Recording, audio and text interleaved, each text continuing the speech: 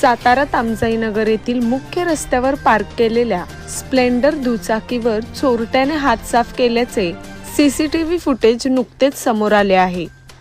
तामजाईनगर येथे दिनांक 3 रोजी पार्क केलेली स्प्लेंडर दुचाकी एका अज्ञात व्यक्तीने चोरून नेली।